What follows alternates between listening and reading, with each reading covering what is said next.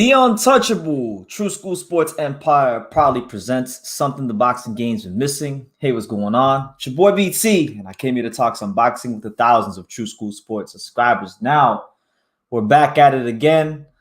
You know, it's another day, another live. Happy Monday to you guys out there in the world. It's March 13, 2023, 10:45 p.m. Eastern Standard Time. So shout out to everybody, no matter where you're at in the world. And if you're watching the playback, shout out to you. Now, for the people that are here right now, make sure you smash that like button. For the people that are watching the playback, don't be stingy. Smash that like button so this video can get out to many boxing fans who need to hear what we're talking about here on True School Sports today. You know, we had a straight demolition job over the weekend with Tony Harrison and Tszyu. I'm not surprised Tszyu won, but I can't believe how bad Tony Harrison looked in the fight. That's for damn sure. But we'll discuss that and much more. But let me see. Let's take some time before we start cooking. Before we get into Tszyu and him beating up Tony Harrison and Tony Harrison's retirement and potential retirement, I should say. Tszyu versus Charlo. Before we get into any of that and all the other topics we got, let's take some time to acknowledge the fine folks that are already in here in the comment section. So here we go. We got Australia's very own, my main man, Carl Hansen. Long time no see. What's good, champ? He says, let's go. He said, let's go. And he also says, Australia owns Detroit soon. The Australians are going to be purchasing some land in Houston, Texas. So he's saying pretty much that Tszyu is going to come and beat the brakes off Jermell Charlo, I should say. Beat the brakes off of little Charlo and become the undisputed champion. And you know what? That doesn't sound so crazy right now. It really doesn't. To tell you the truth. So yeah, shout out to Carl Hansen. We got him in the building. We got, oh my God, Pro Box Promotions, the main man himself, my guy, Daniel Rubin. He says, yes, sir, the GOAT. Yes, sir. Yes, sir. Good to see you, Daniel. Make sure you guys subscribe to Pro Box. Check out all the content they got on there. They're doing great work, putting on great cards, and I'm looking forward to hopefully being in Plant City for the next card on the 22nd. So shout out to him. Good to see him here. And then we got my man Hello Ones. He says, yo, what's up, Hello Ones? Good to see you, champ. So we here, man. We here. All right. So now that we went ahead and acknowledged everybody that's already here, let's not waste no more time. Okay. So Tszyu, Tony Harrison, what a straight demolition job. We'll go a screen share for this. So what a demolition job this was. What a straight, just destructive ass beating this was, because I couldn't believe how bad Tony Harrison's legs looked. I'm not gonna sit here and get into all the conspiracy theories, because I heard a lot of conspiracy theories over the weekend about what happened to Tony Harrison. Because all of a sudden it went from being from a lot of the American fans, it went from being Tszyu not that good, Tszyu trash, to that wasn't Tony. And then everybody had all these conspiracy theories. I heard everything from Tony was weight, Bumgarner, everything under the sun about Tony Harrison and why he didn't perform well. But the reality is he didn't perform. Seems to be the breaks off of him. And this continues a run for our Australian brothers. Right now, Australia, I feel like it's going through a golden period of boxing. So I actually wanted to take this time to kind of talk about that. Australian boxing is just on a high. It's been on a high for the last 2 years or so.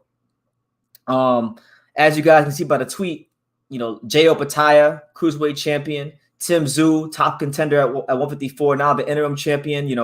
George Kambosos is the former unified champion. And then you got the Maloney brothers, Stevie Spark, who just beat Montana Love, Liam Wilson, who just gave Navarrete a good fight.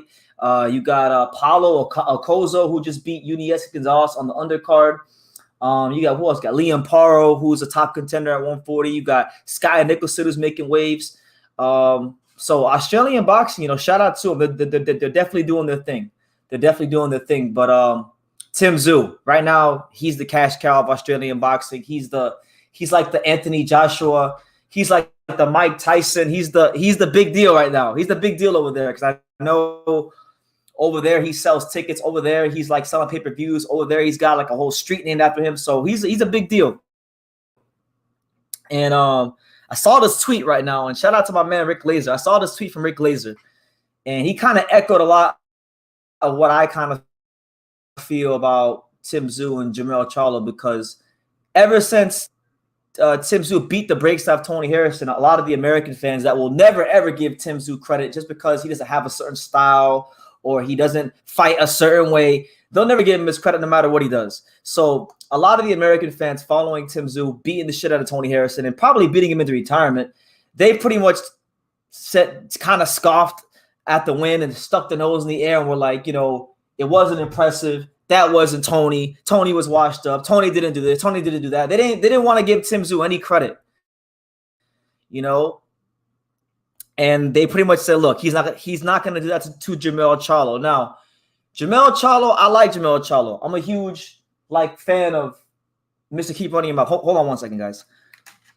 I'm a huge fan of Mr. Keep Running Your Mouth. I'm a huge fan of Jermell Charlo. But the reality is, Jermell Charlo, I've seen him in there with guys like John Jackson. I've seen him in there with guys like Brian Castano. I've seen him in there with fighters who I personally deem to be less talented than Tszyu. And I've seen him arguably lose fights. I've seen him, you know, go ahead and pretty much just not be the best he could have been. So I don't think Jermell Charlo versus Tszyu is this lopsided fight. You know, truthfully speaking, as I've always stated about the 154 division, and by the way, shout out to H Money in the chat. I see H Money. As I've always stated about the 154 division, like it's a very good division. It's a very competitive division, but it's a division with a lot of B-level guys. I really don't believe anybody has firmly established himself as a top flight, creme de la creme, top shelf fighter. And Rick Lader said it right here. He said, if you think Tszyu can't beat Jermell Charlo, remember, no one thought that Jermaine Taylor could beat Bernard Hopkins, and it happened twice. After last night's performance again by Tszyu, some doubt in Charlo's mind exists. The edge to Tszyu. So yeah, it's a good fight. Hell of a fight. Hell of a potential matchup, because you're gonna have Jermell Charlo, who let's be fair, let's be frank here on True School Sports. Jermell Charlo he's not the Jermell Charlo from years ago that fought John Jackson or even the first Harrison fight. He's definitely become a much better fighter. Derek James has definitely done a great job of polishing him up more. And you saw it in the Castano fight. You saw a guy that at times was the boxer. You saw a fighter at times that was the puncher or sometimes the counter puncher. You saw Castano pressing forward on Jermell Charlo, throwing volume punches, and you saw the punches sailing over Jermell Charlo's shoulder. I mean, he looked like he was in the Matrix. He looked like a freaking CIA agent, you know, and he was in the pocket just confidently stepping around him, delivering hard flush counter punches. So are there similarities in Castano and Tszyu style? Yes.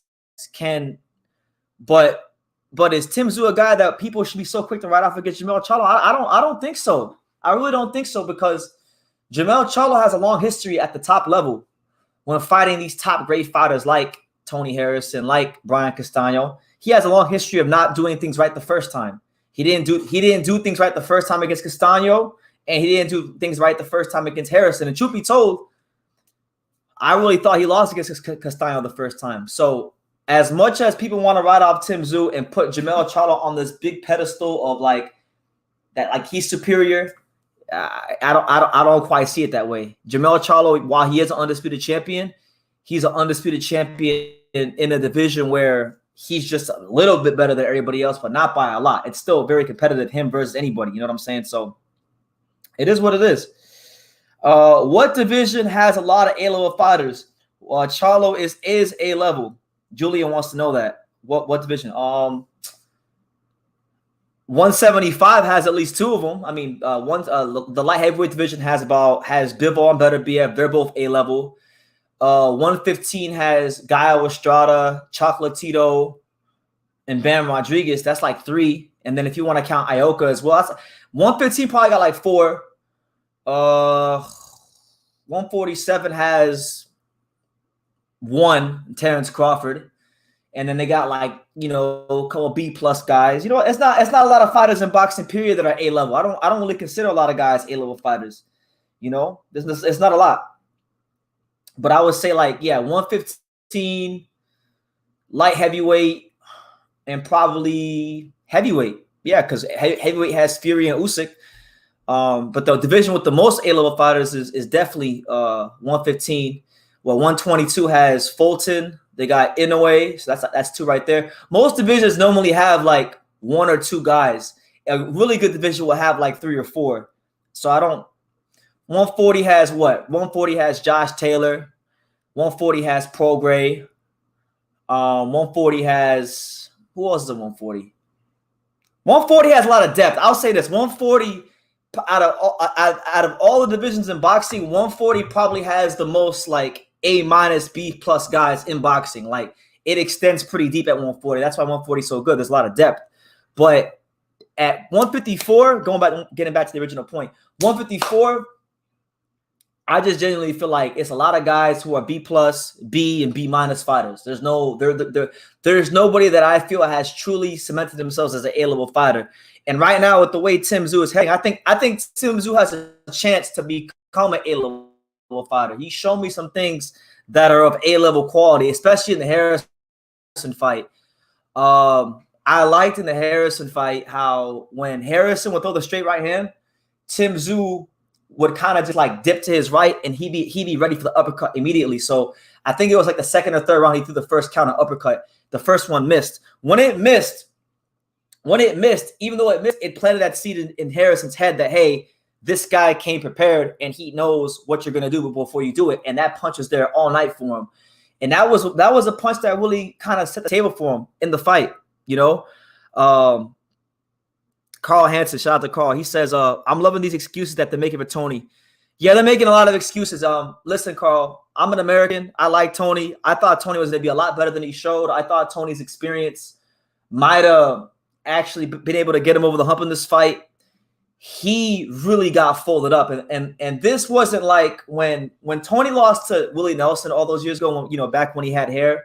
When he lost to Willie Nelson and when he lost to Hurd and when he lost to Charlo the second time, he was clinically outboxing these guys. Like he looked like in those fights, in all 3 of those fights, there were rounds, there were moments where he literally looked like the most skilled 154 pounder in the world. There was none of that in the Tim Tszyu fight. Zero. Tony didn't just get knocked out. He didn't just get dominated, but he got outboxed. Tim Tszyu outboxed the boxer, outthunked the thinker, and then ultimately folded him up. So how on God's green earth can anybody be out here discredited Tim Tszyu? And truth be told, like if I'm being all the way honest and just keeping it all the way a stat, keeping it all the way 100 with the 21 of you that are here, a lot of the people that I see hating on Tim Tszyu are like it's the usual suspect. It's the racist Black American fans that always hate on fighters who aren't black. That's just the truth. Because when I go on Twitter, it's the same people over and over. When I go on YouTube, it's the same people over and over. I'm not mad at people saying that Jermell Charlo is going to beat Tim Tszyu because he might. Jermell Charlo is a damn good fighter. But to sit here and not give Tim Tszyu an ounce of credit for what he did to Tony Harrison when nobody's beating Tony Harrison in that form or fashion is disrespectful. Is disingenuous, and it's really a disrespect to the sport because all I heard, I'll never forget when I was gassing up Tim Tszyu before the Goucher fight, people were like saying to me, oh, BT, Terrell Goucher or Tim Tszyu's a hype job, Tim Tszyu exposed, all that stuff. They were saying he got exposed, he's not that good, he got dropped because he got dropped by a not even a top grade, top flight American fighter, which by the way, Goucher is not no slouch. He's been a contender for a long time. He was a U.S. Olympian, so it's not like Usyk was some nobody. That was his first fight in the USA. It's not a bad way to start off your American debut. And yeah, he got caught, but like it wasn't like it was a close fight. It wasn't like Usyk hurt him again. He dominated the rest of the fight, and people were very quick to pretty much like shit on Tim Tszyu and say he wasn't that good. And then I remember people were saying he ain't being because he couldn't be Castaño, and I'm like, no, he'd still be Castaño. And if they would have, I said it then, I'll say it now. If Tim Tszyu were to ever fight Brian Castaño, he would butcher Brian Castaño because Brian Castaño likes to come forward, and I don't think Brian Castaño is as smart or as intelligent as Tim Tszyu. So, yeah, no, this was what this fight this weekend with Tony Harrison. This is what we call a star-making performance. Like to me, you can mark that fateful day down. Mark it down. You know, March 11th, March 12th? I think it was March 12th. March. This past weekend, Saturday. Mark that day down. Tim Tszyu finally got out of his dad's shadow. Like, Kostya Tszyu is a great fighter. Kostya Tszyu has his own legacy in boxing. But now I feel like with the Tony Harrison win and the way he performed, he's no longer just Kostya Tszyu's son, who's a decent little contender. He's no longer just that. You now know who he is. And that's why, as Tim said it so eloquently, you know, he said, "What's my name?" He was going crazy. But you know, he had every right to feel that, because at the end of the day, and I think sometimes I forget this as someone who covers the sport and you know, interviews fighters and whatnot. These guys are people. Like, these fighters are people, and you know, I know fighters are gonna downplay, like they don't listen to interviews of themselves or read their own press clippings. That's bullshit. We live in a social media era. You know, if you're on social media at all, you're gonna hear something about yourself as a fighter. So generally speaking, when a fighter wins a fight and doesn't look good or loses, they hear these things and they internalize it. And a guy like Tim Tszyu, he doesn't really, like, you know, feed into it during the buildup, but you could tell he internalized everything everybody had said, and it all came out there at the end when he knocked out Tony Harrison. So it was a great fight. It was an absolutely great fight. But Jermell Charlo, let's talk about him, right? Because he had some things, and I see your guys' comments. Shout out to you guys here. Make sure you smash that like button, subscribe if you're new, all that stuff. But Jermell Charlo, he had some things to say about, you know, one, Tim Tszyu and how he sees his style. I'm not going to read the article. I'm going to get off screen share for a second because my computer's off. But basically, I saw there was this pretty much Jermell Charlo came out here and said pretty much that not impressed with Tim Tszyu, that Tim Tszyu basically doesn't have any athleticism and these kind of things, and that his punching power is just a whole another level. It's on a whole another grade from a guy like Tony Harrison, which I'm not mad at him, because he's telling the truth. Like, Jermell Charlo does punch harder than Tony Harrison. That much is certain. But I get sick of like these American fighters. Like, these American fighters, when are they gonna learn? When are American fighters ever gonna learn that athleticism isn't everything in boxing? In fact, athleticism is a very small part of boxing. It's only a icing on the cake, but it's not the cake itself. Like, I think that's the problem with a lot of our American fighters. A lot of our American fighters' problem is that they rely on athletic ability, and they neglect the fundamentals, or they undervalue the fundamentals. And then what winds up happening is they fight someone like a Tim Tszyu or Dimitri Bivol, someone that's like, you know, punches hard or hard enough to get your respect, but then also pressures you, but then also maintains fundamentals all the time, and they get beat the fuck up. And you know, I was listening to my man D Style Boxing. Make sure you guys go subscribe to D Style Boxing. He did a very great live recently about the arrogance of the American fight fan, and how pretty much how like American boxing fans shouldn't be arrogant anymore, because this isn't the 1990s anymore. You know, a lot of the world has closed the gap on the USA. And he also talked about how American fighters aren't as tough as they used to be. And it's crazy, right? Because I was sitting there and I was listening to D-Style. He's a smart guy, you know, a really, really intelligent boxing fan. And pretty much, like, I would echo his sentiments. If you know, everything he said, I pretty much agree with it. Like, the fight culture here in gyms across America. I mean, I wasn't alive in the 90s, but I could, you know, I know plenty of fighters that fought in the 90s, and I know them personally. So I can only imagine what the American fight culture was like here in the 90s. And I feel like our American fighters, and it's not just at 154, but, you know, almost all the weight classes for the most part, they've lost a lot of their grit. They've lost a lot of their dog. And, you know, the Australian fighters, they don't have the reputation for being the most skilled, but all of them are tough. All of them. Liam Paro, George Kambosos Jr., Liam Wilson, all of them. That's the one commonality I keep seeing with these Australian fighters. So like, it was just really kind of heartbreaking to see Tony Harrison lose that way, because like Tony Harrison comes from the Kronk gym, right? He's cut from that cloth. He's cut from that lineage. And the Kronk philosophy is that, you go for the knockouts, you box very smart behind a good a nice power jab. You normally have a sharp right hand to keep your opponents at bay. And when you throw combinations together, you add in the left hook behind it. That's the Kronk philosophy.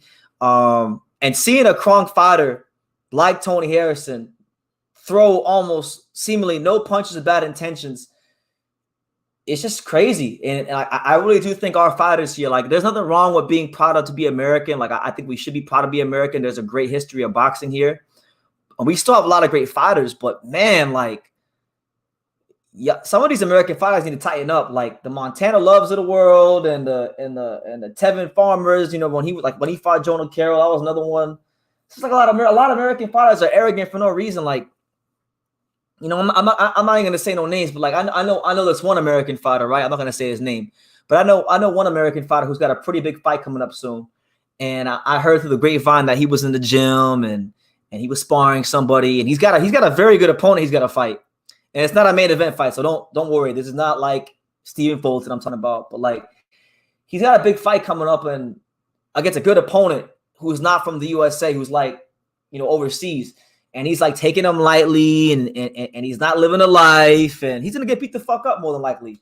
And it's just like I don't get it. Like I don't get how we can continue to see guys like Tszyu, Tony Harrison, and a whole host of guys get knocked the fuck out by guys overseas, and we still want to be arrogant, So, I would definitely agree with D-style boxing, but like, yeah, Jermell Charlo, I think going back to my original point, like Jermell Charlo is talking about athleticism.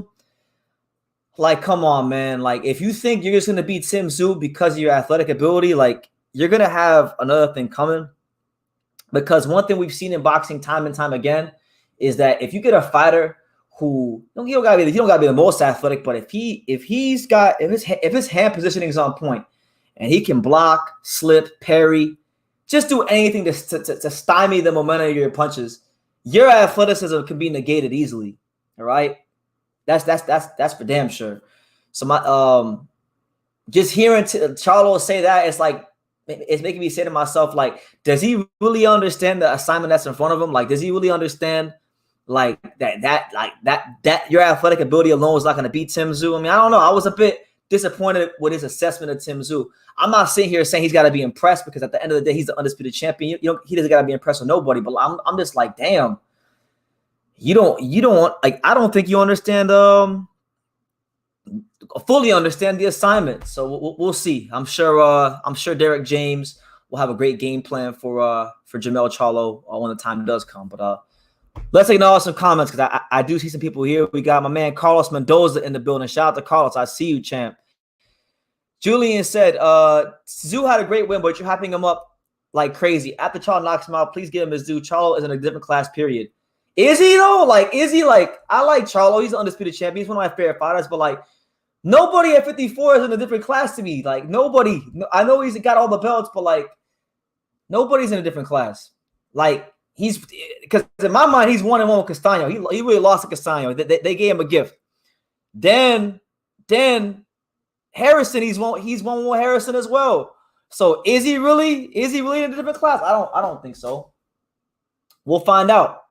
I'm not hyping him up like crazy. I'm giving him his due. He fought Tony Harrison, one of the most skilled fighters in the division, and he beat the shit out of him. Like Charlo, he got it done right the first time, unlike Charlo. All right, and he didn't just beat him up; he outboxed him. All right, that's the impressive thing about it. He didn't just beat the man the fuck up and damn near knock him out the ring. He outboxed him, and he showed so much versatility in his punch selection, from the jab to the counter punches, that he picked. Everything. He was amazing.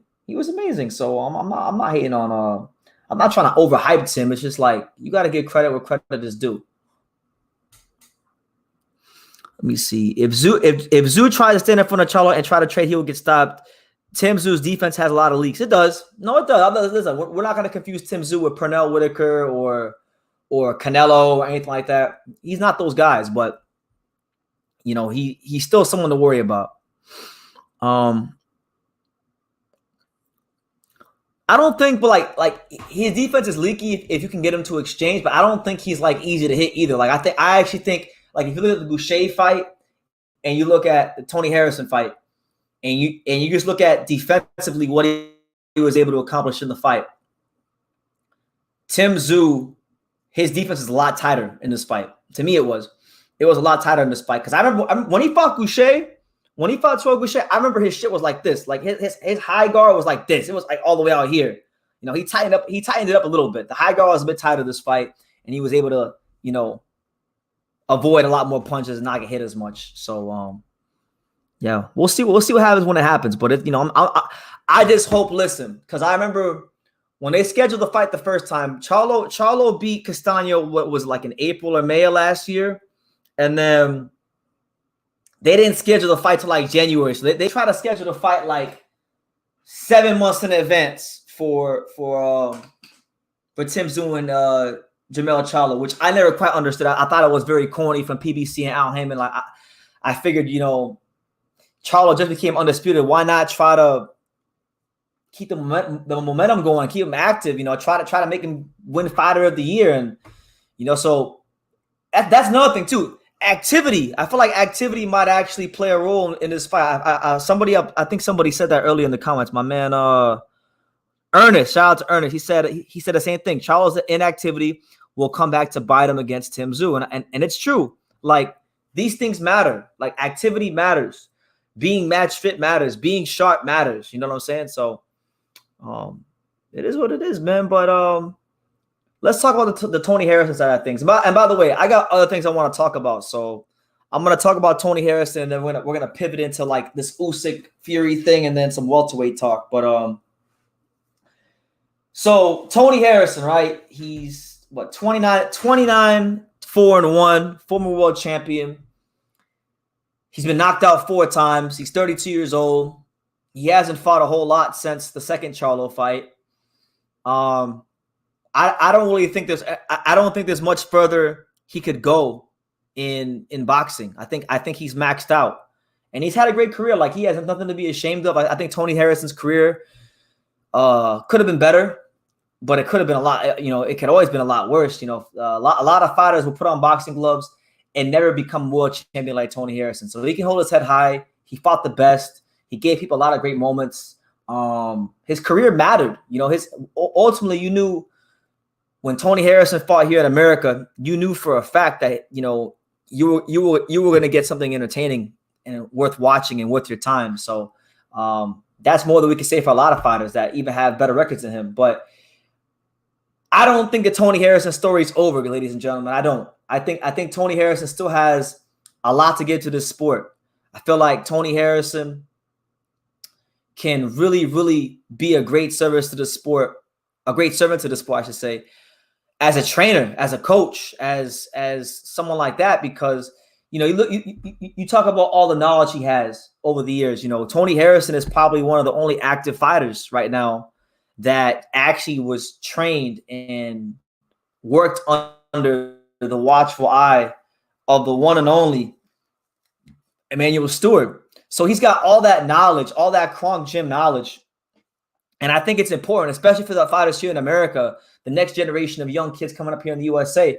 I feel like it's extremely important for Tony Harrison to pass that knowledge down to the next generation of American fighters, because if we don't have somebody like him to pass down the teachings of Emanuel Stewart, then ultimately all that goes to waste, and it's, you know, it's null and void. So that's the value of where I feel like he can be the most valuable in the sport is as a trainer. And I feel like not only could it be a trainer, but it'd be a great trainer, maybe even a Hall of Fame trainer, because you see what he's doing with Alicia Bumgarner.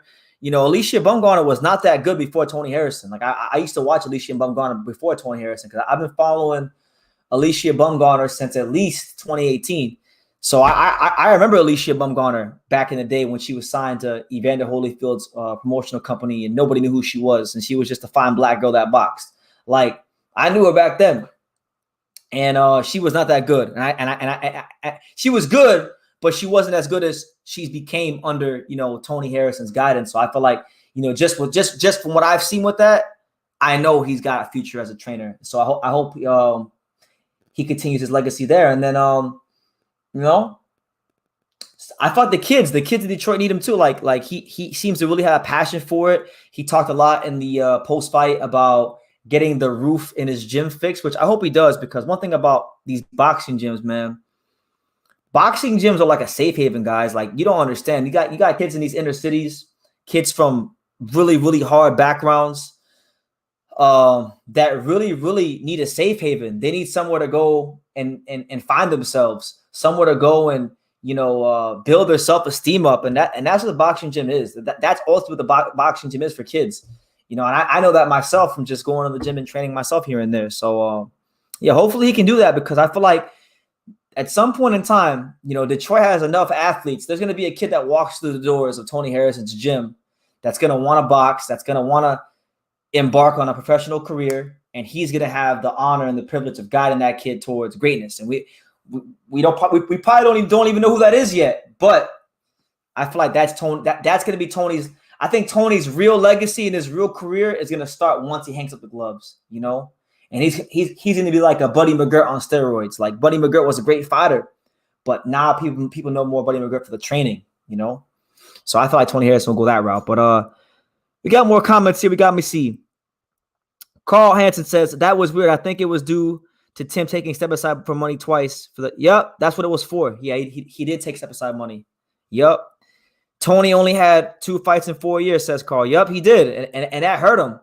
Even in going back and watching the Sergio Garcia fight, because I did go back and I did watch it before the fight with Tszyu.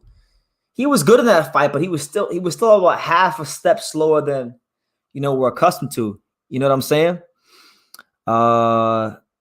You better not underestimate Tszyu. That's right, Pops. Talk to him, Pops. Talk to him. Charlo is undisputed, but he still needs that Crawford-Spence dance partner type of fight. I think he has more to prove. And that's what I'm saying. A Mecco. Like, I love Jermell Charlo. I think Jermell Charlo has been great for boxing.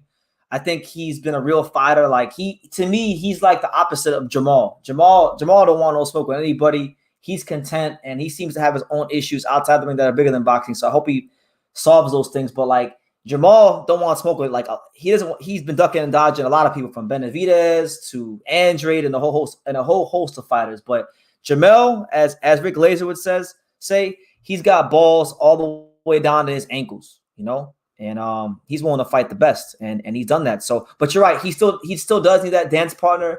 You got guys like Danny Garcia who have a name that are now at 54.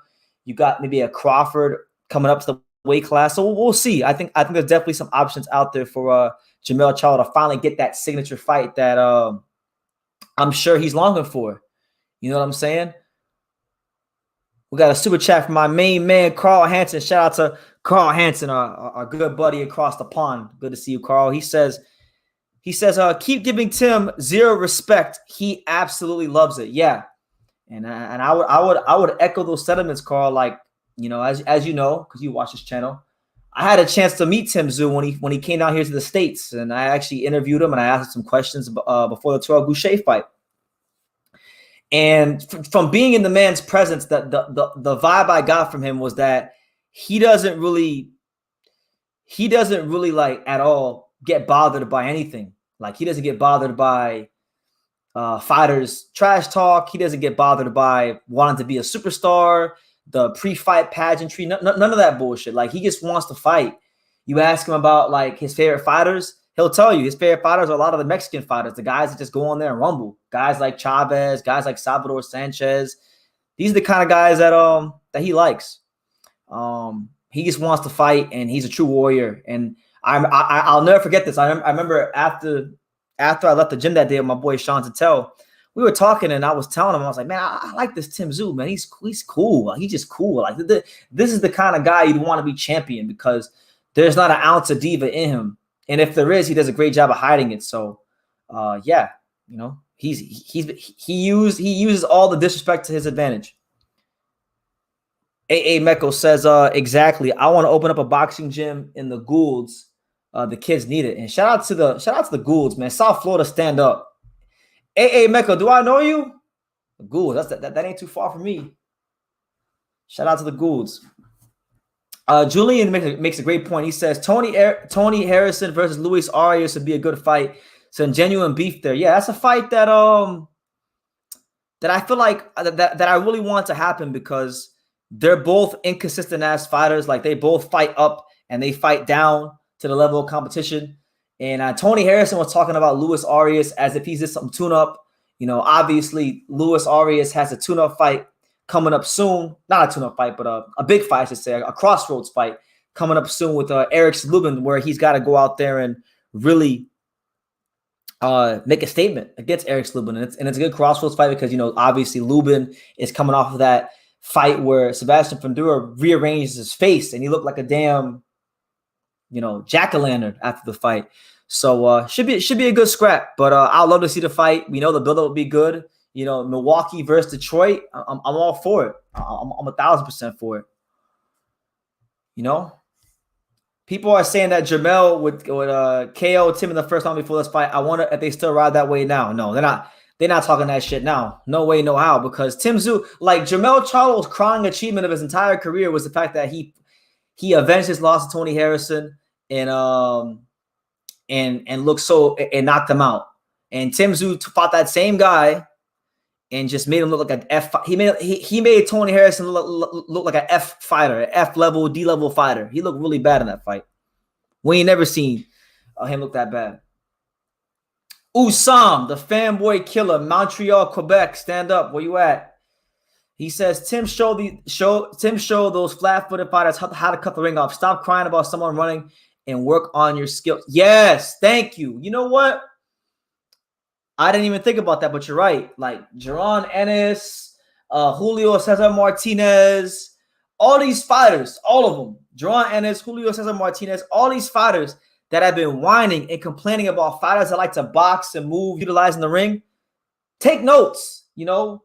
Take out your notepad. Take out your, you know, your pens, your dry erase markers. Take out your dry erase board. Do what you got to do. Pick your writing utensil of choice and take notes on how Tszyu cut the ring off on Tony Harrison. Because I've been hearing it too many times.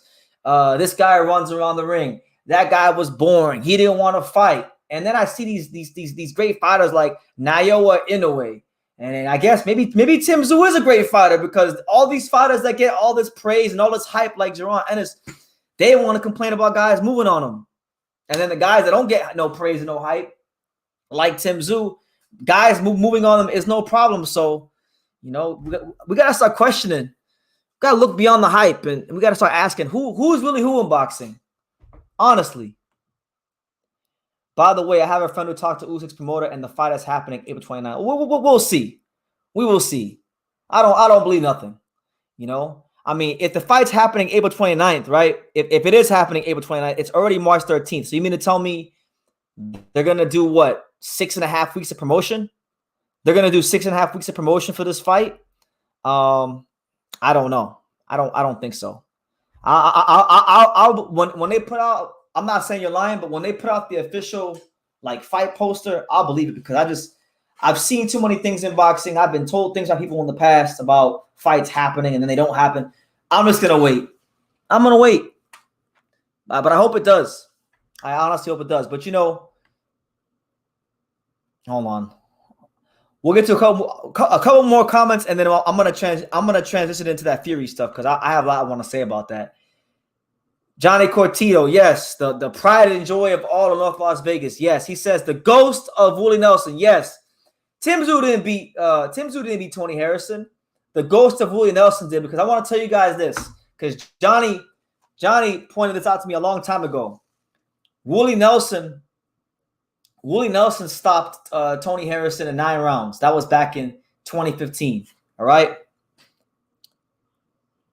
Jarrett Hurd stopped Tony Harrison in 9 rounds. Tszyu stopped Tony Harrison in 9 rounds. So Tony Harrison has this weird thing with the 9th round, and the ghost of Willie Nelson continues to haunt Tszyu. So really, you know, Willie, Willie Nelson. What's Willie Nelson doing these days? Willie Nelson versus Tszyu. Make that shit happen. Yes, sir. Pro-black fans are so loyal they become toxic. It makes it hard for any non-black black boxing fan to be fans of black fire because we don't feel I'm not going to get too deep into this because I don't want to talk too much about race, but yes, it at times can feel that way. It can.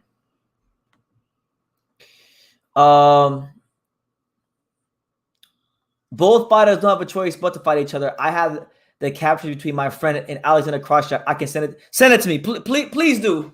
Please, Usam, send it to me because I don't believe it. Like, personally, ever since this fight became a possibility, and you know, Usam, like, I like Fury. I'm not a Fury hater. You know that. I think about as highly of Fury as you do. But ever since this fight became a possibility, Tyson Fury has seemed very hesitant about wanting to make the fight happen. He says he wants 70-30.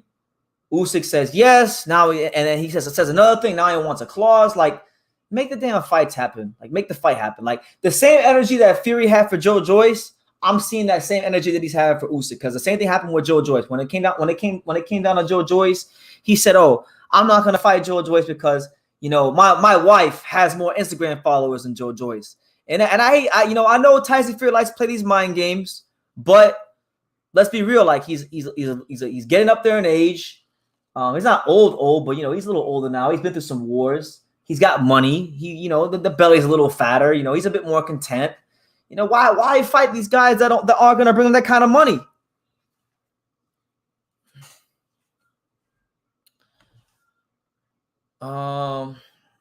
No, listen. There's fans like that in every fan base of boxing. There's definitely a lot of Mexican fans that are like that. Like, I know hella Mexican fans that are like that. You guys know with me being the guy that everyone classifies as a Canelo hater.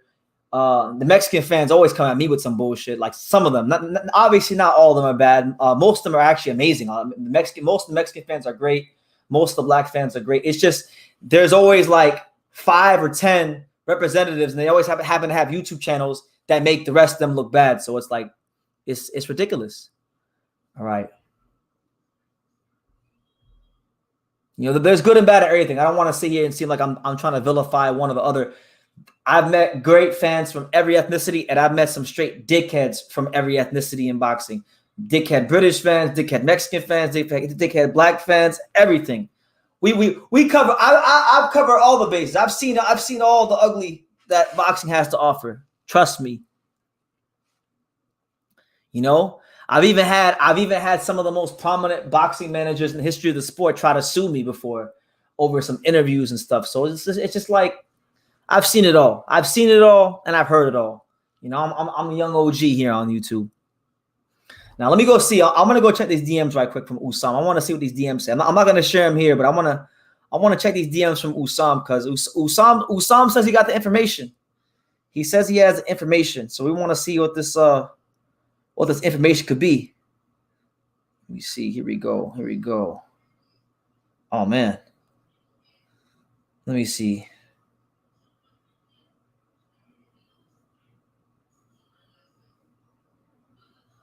Oh, damn. Okay. All right. Well, I just saw it. I'm not gonna put it on the screen because it's not for me to really share. But yeah, from what I'm seeing, it looks like it might be happening April 29th. So maybe Fury isn't being a diva. Maybe this is all just for show. It probably is because and if it is, they're doing a great job because every 12 hours I see either a video from Usyk or Fury. So they're doing a great job of keeping each other's names in the headlines. But like, I'm sorry, like, boxing fans cannot be tortured like this. We can't keep going through this over and over again. Like, we just went through this shit for the last 5 years, and last year was the worst with the guys at welterweight with Crawford and Spence. So we don't want to hear this, but yeah, looks like it might be happening.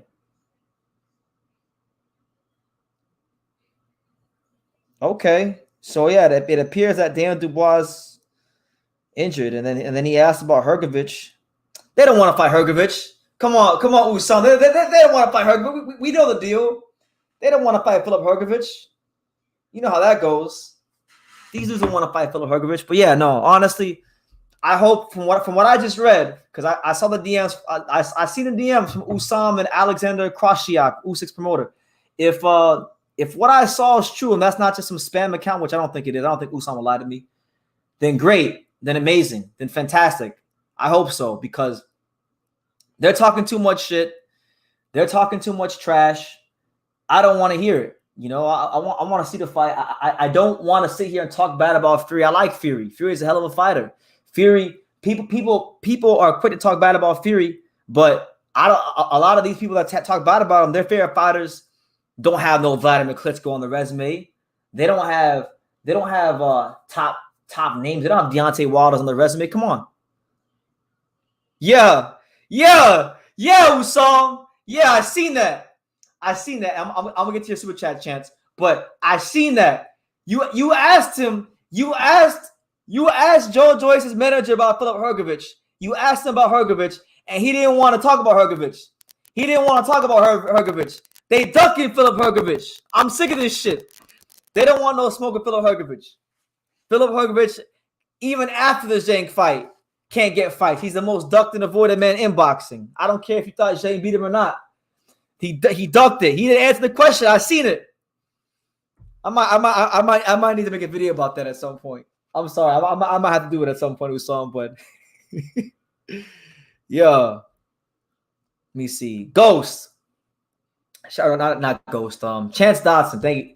Chance, thank you for the super chat, my friend. He says, peace to you, bro. You're doing good. I'm doing great, man. I can't complain, you know. Really putting my best foot forward with this Japan trip.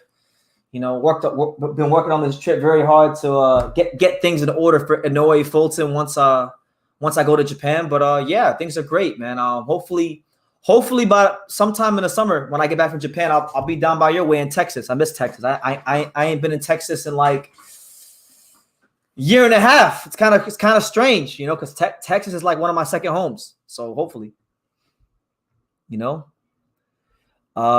Craig Hutchinson says, and by the way, thank you for the super chat again. Craig says Usyk accepts. Let me see, where is it? Come on, computer. He said Usyk accepts rematch. Fury just came out video saying Usyk. Whatever, like just make the fight. Like, you know, give me the fight poster, announce the date so we can get happy. So boxing fans can get happy about it, because this whole like undisputed saga has been bullshit. It's been a 5-year soap opera that never ends, going all the way back to when Wilder and Joshua was a thing, when they were both undefeated. Like, at some point, we just want the damn fight to happen. Boxing needs an undisputed champion because we need to know who the guy is at heavyweight. This sport hinges upon the success of the heavyweight division. This sport goes as this division goes. So if boxing wants to be healthy and strong and have a presence in the mainstream landscape of sports in the world, then they need to make sure that the heavyweight division is at its optimum best. And the only way for the heavyweight division to be at its optimum best is for there to be an undisputed heavyweight champion. So we got to make Usyk versus Fury happen.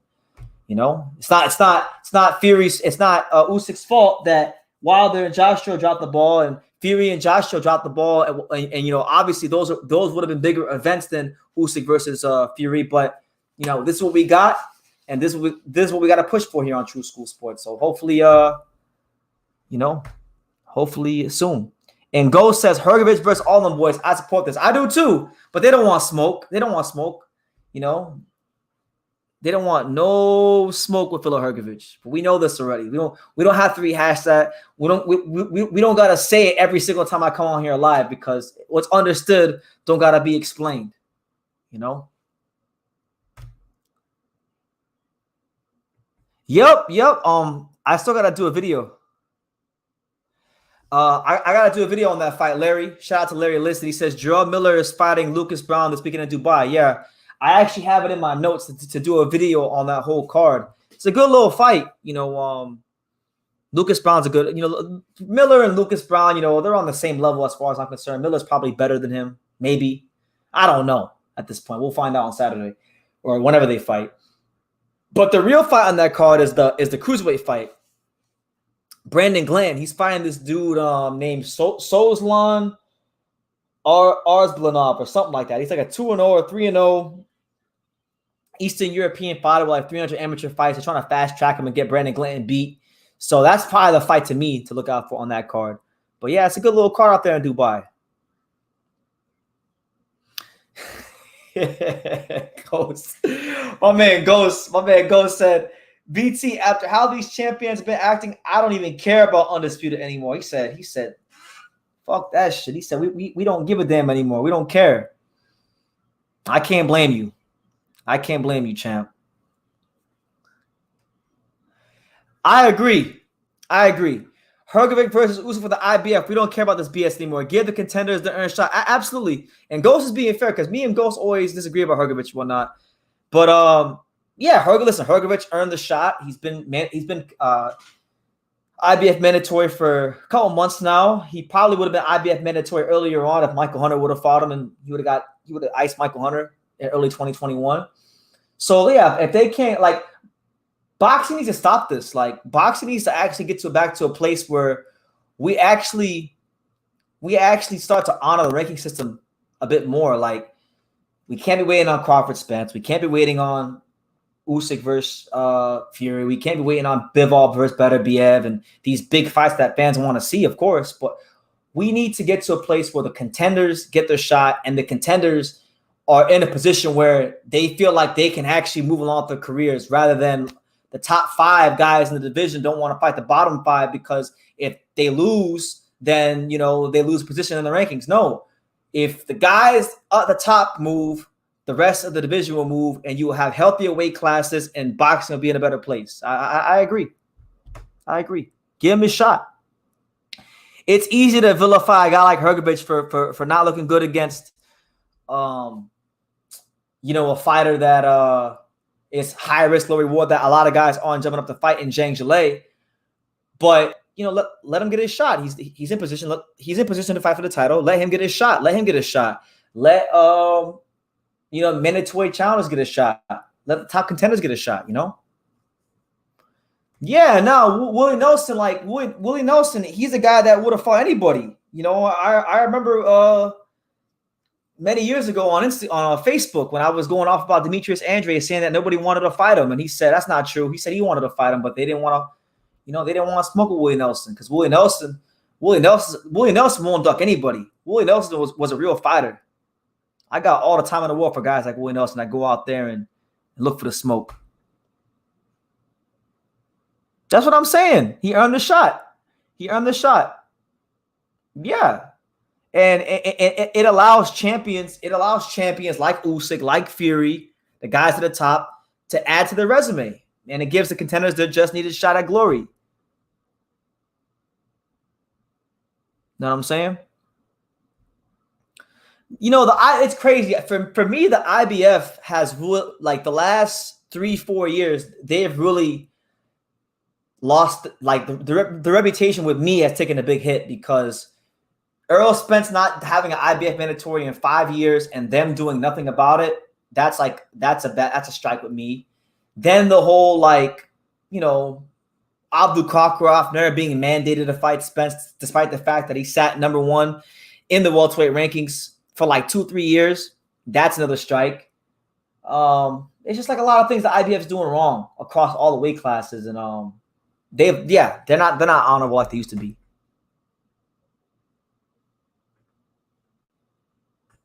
You know?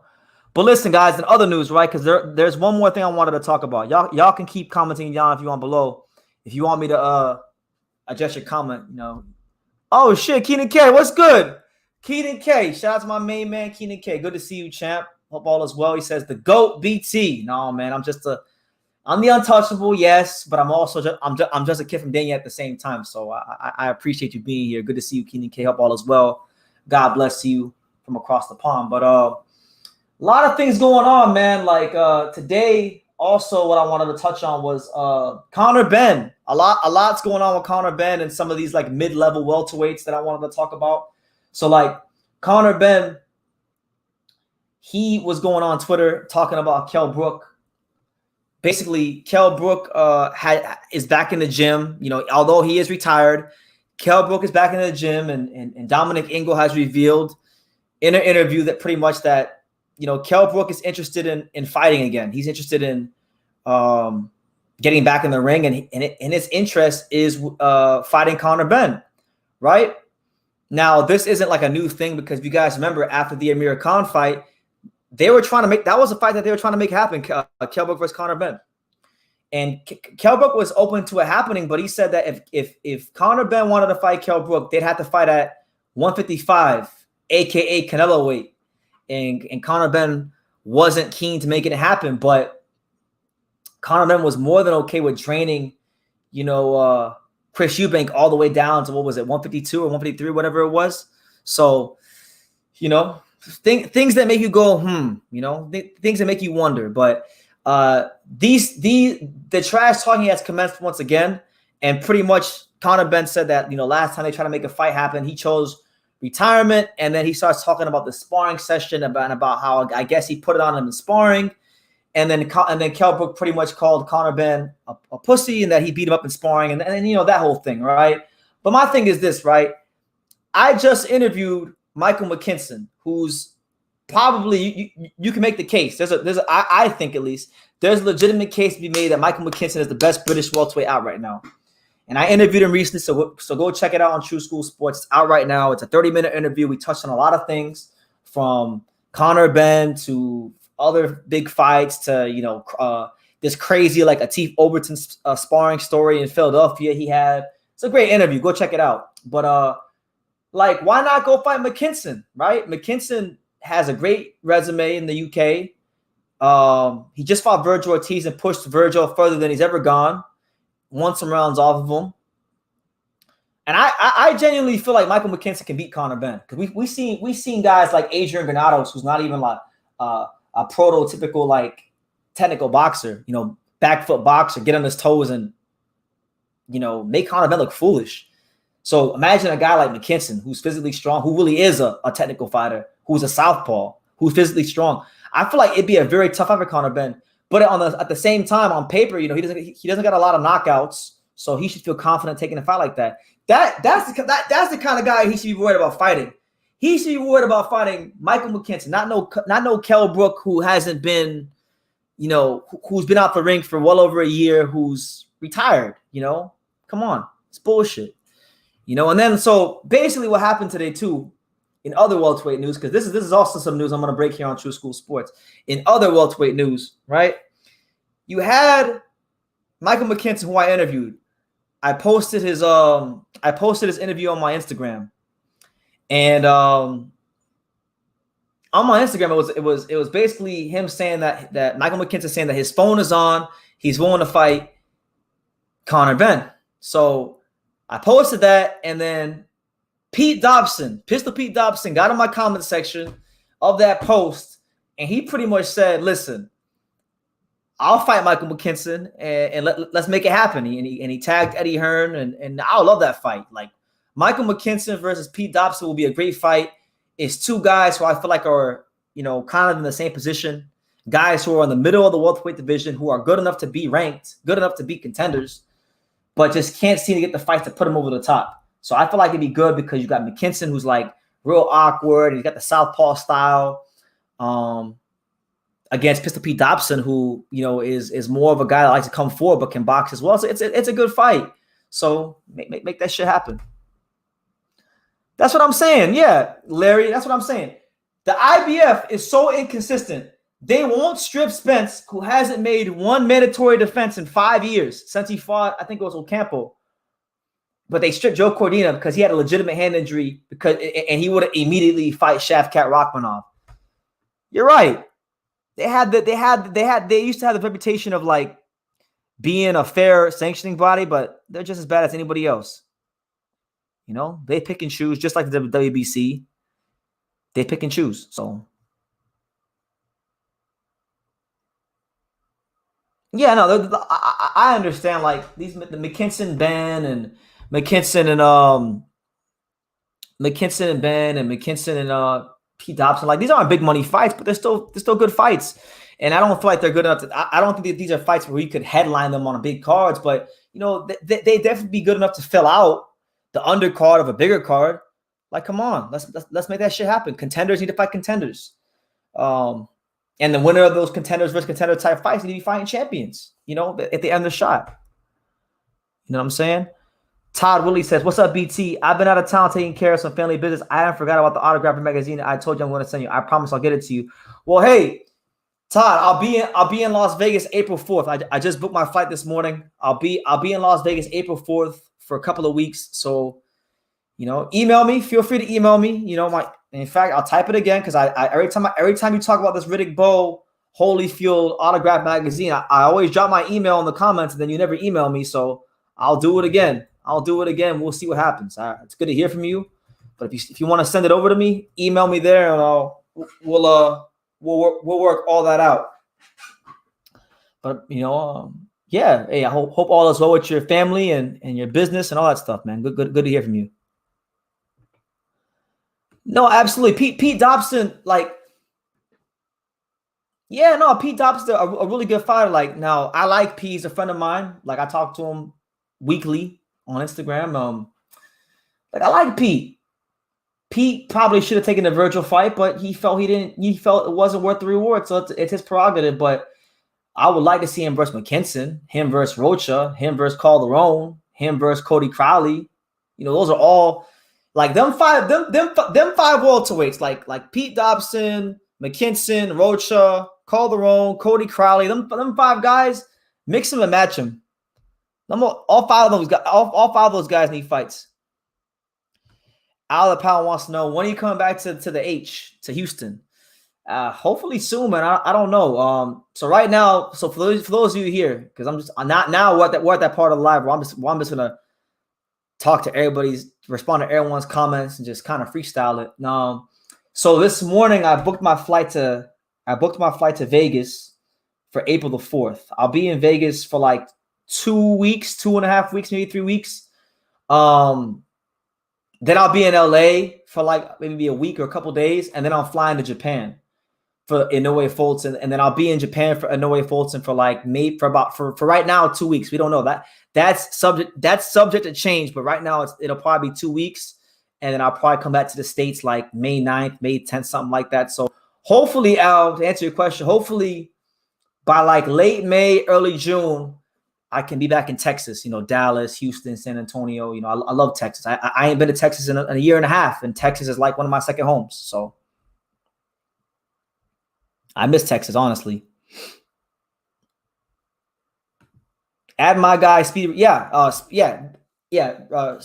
Ellis and Romain Villa as well. Absolutely. So yeah, Romain Villa, Rashidi Ellis, Cody Crowley, Alexis Rocha, Harold Calderon, Pete Dobson, and Michael McKinson. Them 7 fighters right there, mix them and match them. In fact, that could be a tournament. Somebody with some money in boxing needs to get like maybe them 7 welterweights and add another one, and then make like a tournament. Make a tournament, so that way those guys can get active, and we can get, you know, the middle ground of the welterweight division sorted out, and then one of those guys can ascend. You know, create a new star. Yes, sir. Yes, sir. Jean Pascal. Yes, sir. Usam. That's right. Jean Pascal is back.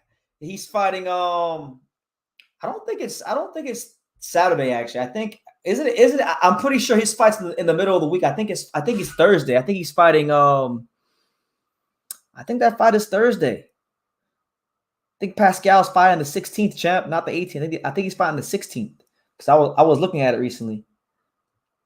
I could be wrong though. Let me see. Let me double check. It's the 16th. Yeah, he's fighting the 16th. So yeah, Pascal's fighting Thursday. Usam. Pascal's fighting Michael Eifert on Thursday. 11-1 German contender Michael Eifert. It is a IBF light heavyweight eliminator. Pascal wins this, he's right there. He's odds to better be as mandatory, and then we can get like a nice little, you know, not little. That would actually be a mega fight in Canada. A mega fight, because Pascal sold 20,000 tickets at the Bell Center where the Canadians play. He's done that before. He's put up them crazy type of numbers. And we know Betterbiev's a big star over there as well. So listen, fingers crossed. You know, I like Pascal, but I like him even a bit more because he's got my boy Orlando Cuellar coaching him, a great coach who I've had, I've sparred at his gym before. I love Orlando Cuellar. I got a lot of time for Coach Cuellar. So that makes you want Pascal to win even more. But you can't overlook Michael Eifert. I haven't seen Michael Eifert fight. I'll probably watch him tape on him soon. But everyone tells me the same thing. Everyone tells me that Michael Eifert's this straight up and down, no special effects German fighter. So we're going to see what happens. From what I've heard, Usam, I've heard that Beterbiev's probably going to fight Callum Smith next. And if he fights Callum Smith next, that's probably going to be in Montreal. So hopefully they get that fight done for June. And then, I could come up to Montreal for that fight in June. So you can show me some good old Canadian hospitality, because I ain't been to Canada. So that'd be a good fight to be at. What you think? True School Sports in Canada, Canadian edition. What you think, Usam? What you guys think in the chat? Do you guys think after Japan in June that I should shoot on over to Canada?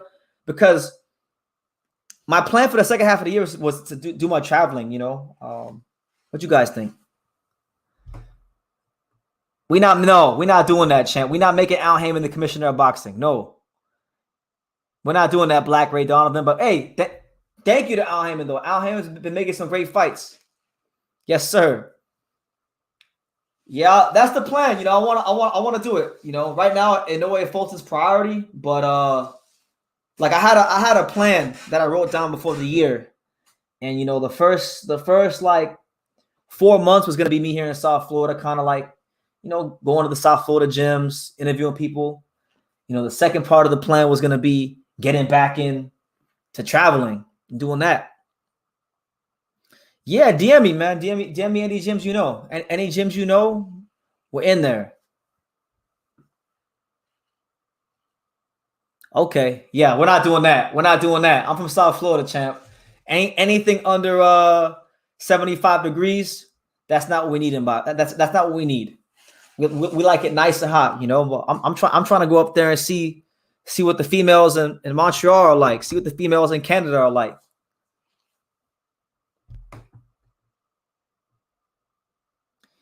Hey, Sue Sam, what's good? What's good with it? He says, why is John Pascal's opponent such a mismatch?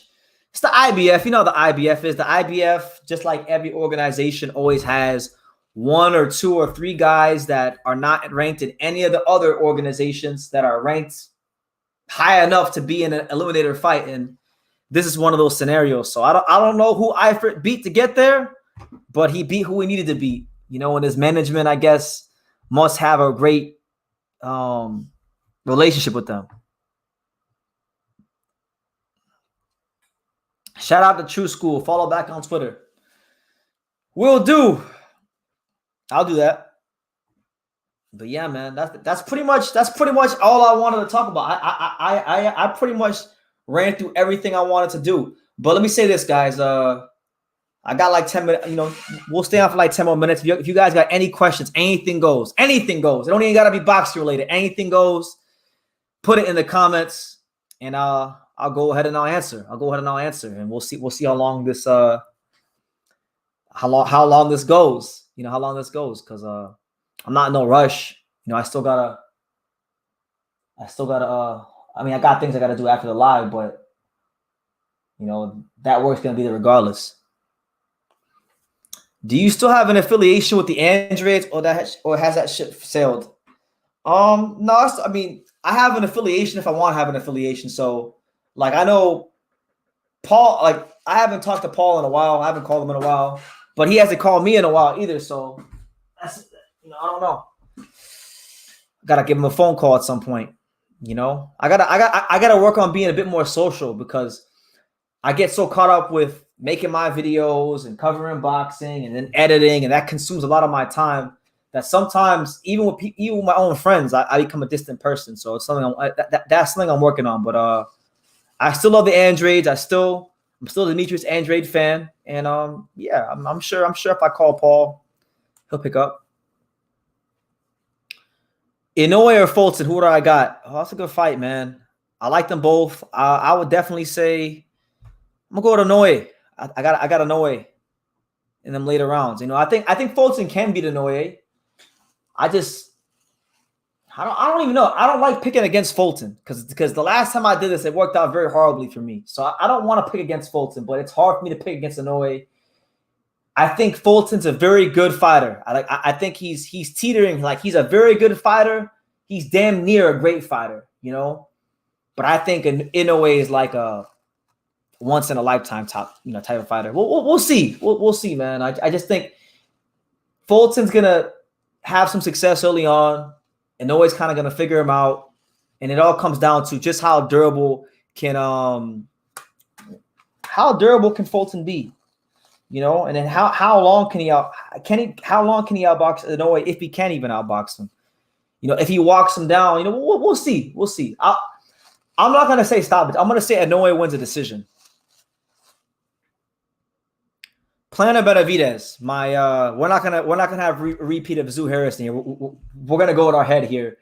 I got Benavidez. My head's got Benavidez, but my heart is with the home Plant. You know, I just that Plant gas tank has me very, very, very, very, very not confident. You know, as far as picking him. You know, I want him to win. I think he can win, but I'll go Benavidez. I think Benavidez, with him being taller and longer, there's going to come that point in the fight where the rubber meets the road, and he's going to have to sit there. He's going to have to fight. He's going to have to fight Caleb Plant, and I don't know if that's going to work out for him. So I'll go with Benavidez by stoppage.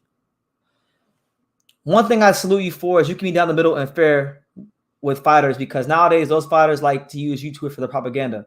Oh yeah, and trust me, you'd be surprised some of the things fighters have offered me. You know, I'm not going to get into it, but like there's sometimes people want to use me for propaganda, and I tell them, no, I'm not a propaganda channel. This is a proper boxing channel.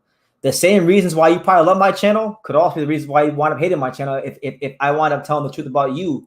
So that's why I got friends that are fighters, and I tell them, I said, please, whatever you do, don't do no crazy shit. Like, don't do no stuff where I'm going to have to criticize you, because I don't want to criticize you. But if I have to, I'm going to, because I can't be unfair. You know, BT, whatever happened to Alexander Vesputin? He used to be a threat at 47. Oh my God. Probably the same thing that happened with Daniel Usyk. He probably just couldn't get fights. He probably couldn't get fights, and who knows? Who knows, man? I don't know. I ain't heard that name in a minute. So you're really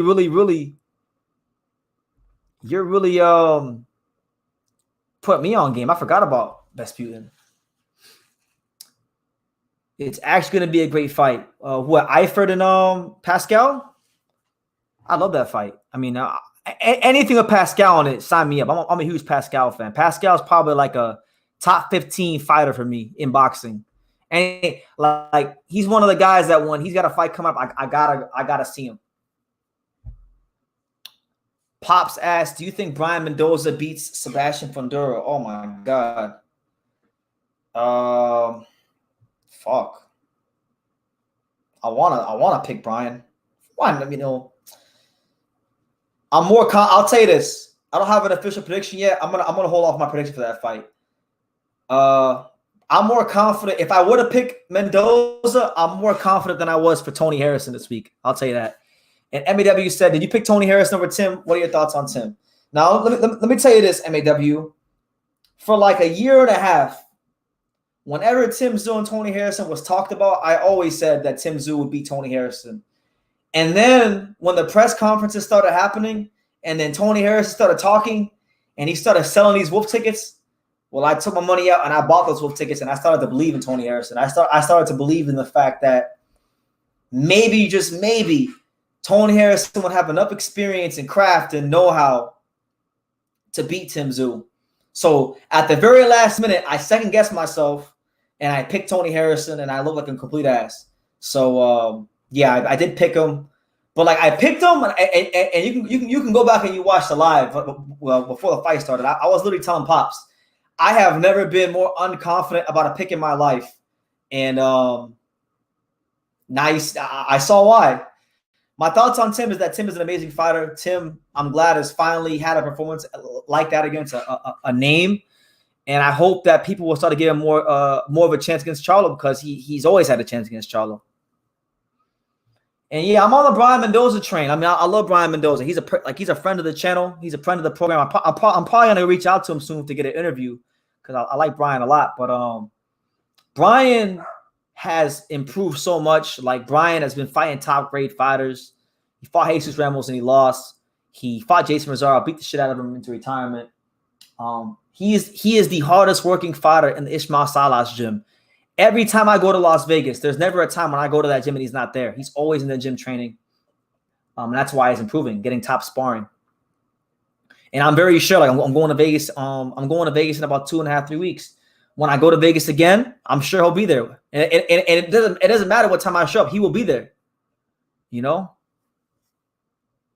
Dan Easy says Stevie Spark versus Montana Love, another example of a dogfight. Yeah, that was another one. That was another one where, you know, you had one guy who was slick. You know, he wanted to get in there and do that slick shit. And when the rubber met the road and it came time to fight, he wasn't willing to fight. And Montana Love got possessed by the spirit of the Ultimate Warrior, and he threw Stevie Spark over the top rope like he was in the Royal Rumble. You know, Brandon Lee or Rolly, that's a good fight. If Brandon Lee and Rolly fought, it's a hell of a matchup. I don't know. I'd probably lean towards Rolly. I'm not even gonna lie to you. I feel like Rolly. I just feel like Rolly would catch Brandon Lee. Brandon Lee is good, but I think Brandon Lee would get hit with the same shot that Will Madera hit Brandon Lee with. Rolly did him with that same shot. He get hit with that, he's going to sleep. You know, I personally wanted to see Brandon Lee fight Abram Martinez because Abram Martinez has been calling out Brandon Lee for like 2 years. For like a solid 2 years, he's been calling out Abram Martinez, or Abram Martinez has been calling out Brandon Lee. And Brandon Lee never acknowledges his call outs. And Abram Martinez is a solid fighter. He's not a top 15 fighter, but he's a guy that's like a top 30 fighter, top 35 type fighter. A guy that can punch, a fighter that to where if he beat him and didn't get touched or got touched and made it through the rounds and was able to win a decision, then I will learn a lot about him. But he didn't want that because Abram Martinez, he touched Brandon Lee. Brandon Lee gonna have an L on his record. I'll tell you that right now.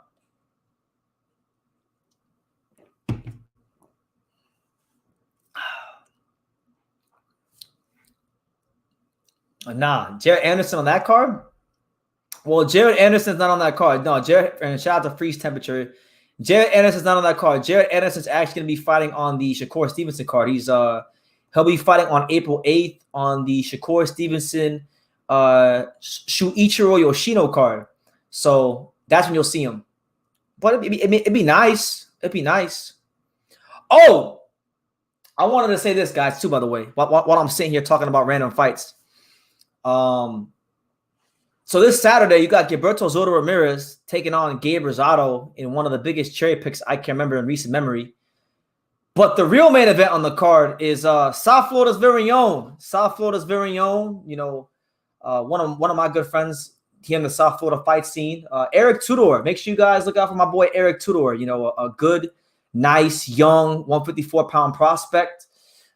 He's like our Tim Tszyu. He's our little Tim Tszyu here in South Florida.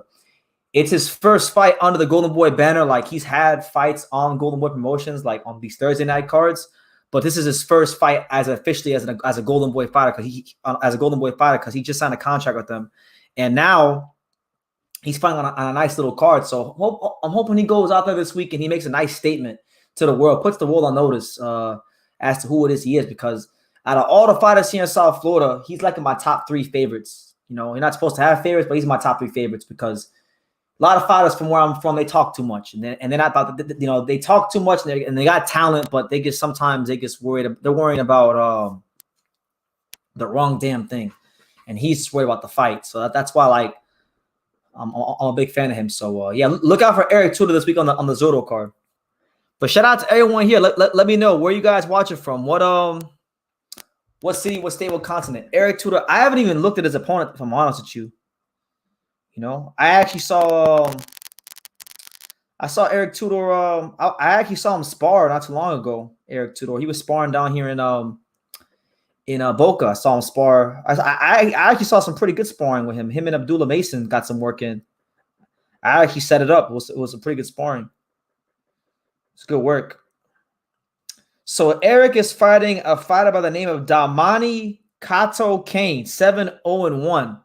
7-0-1. Where's this guy from? Damani Kato Kane, 7-0-1 from Oakland, California. But yeah, those guys he's fought all guys with losing records. He knocked out 3 guys that were making their pro debut. Mostly guys losing record, and he had a draw. The only guy who had a decent record was 6-1. So he's 7-0-1, but clearly his 7-0-1 is a bit padded.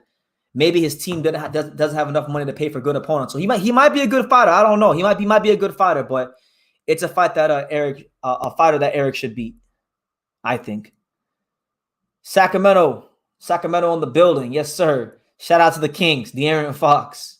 Yes, sir. Yes, sir. Freeze Temp. Yes, sir. True School Sports, the untouchable. Yes. We're gonna hit 51,000 subscribers any day now, so I'm pretty excited about that, man. I always get like a new burst of energy every time we go up another 1,000 subscribers. So I'm pretty excited about that. What do you think? Catterall versus Regis? Well, my thing is this. If Regis is going to fight next, I think that's the fight they should make. Catterall, because they both got ducked and avoided by the top-ranked guys. So they fight each other, right? They're both pro bellum.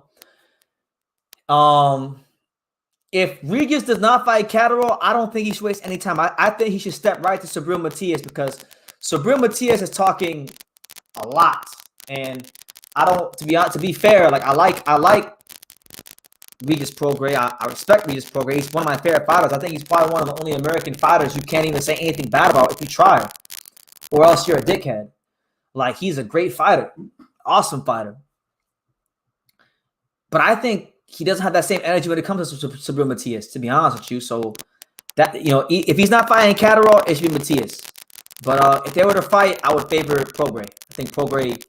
I think Catterall probably wins some rounds early, and then somewhere in the middle rounds he gets hurt, and Regis probably stops him. But it'd be a hell of a fight. Make it happen. Catterall's willing, ready, and able. April is going to be an amazing month, and this is from my man Todd. He says April is going to be an amazing month of boxing. Joyce versus Zhang. That's one of the fights that I keep forgetting about that's happening, because there's so many fights, great fights happening that are signed, which is beautiful, because in boxing we're always complaining about fights that aren't happening, and there's so many fights that are happening. So what a beautiful time to be alive. And Noe Fulton's happening too, which is the most important thing. But that's one that I have circled on my calendar, because I want Zhang to win. I want Zhang to knock Joyce the hell out, because I'm telling y'all right now, if Zhang knock out Joyce, the first thing I'm going to say on the live is, I told you. If I say some McKinley voice, I told you. I'm going to say, I told you Philip Hergovich was the man. I told you Philip Hergovich was that guy. I'm going crazy. And the crazy thing is, we got all these fights happening coming up, and I completely forgot my boy Lorenzo Medina. My boy Lorenzo Medina's fighting next weekend on Pro Box. I'll be up there in Plant City for that. So there's a lot going on. A lot of shit going on in boxing. Now, Jesus Sam keeps asking me about Kevin Lee. I don't know a whole lot about Kevin. I don't know a whole lot about him, to be honest. So I can't really comment on that. But I'll say this: whoever he is, I gotta look him up and watch some film. But whoever he is, anybody who gets in the ring with Diego Pacheco needs to be on the P's and Q's, because that boy, that's a bad boy right there. That's a bad boy, Diego Pacheco. Are you sure? Like, Diego Pacheco is one of them guys that you need to be a top shelf, top grade fighter if you even want to compete with him, let alone beat him. You know what I'm saying? Yes, sir. The Giant Killer. Yeah, that'll be next week on Pro Box. Lorenzo Medina is like 5-0, shoot for 6-0. Really talented fighter. I would highly advise anybody here who watches Pro Box to go watch Lorenzo Medina next week, on Pro Box. Get the app. It's $1.99. It's the best value in sports entertainment. Go make sure you go watch it, because he's definitely one to watch for the future. He's been sparring a lot down here in South Florida.